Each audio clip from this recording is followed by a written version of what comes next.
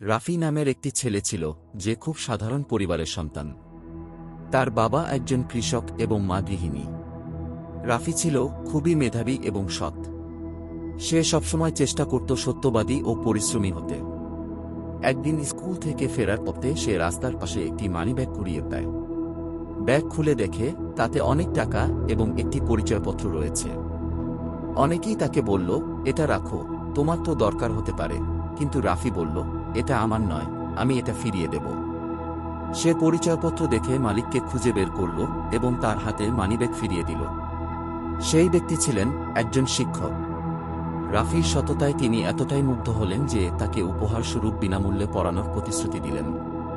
সৎ পথে চলার ফল রাফি হাতে নাতে পেল।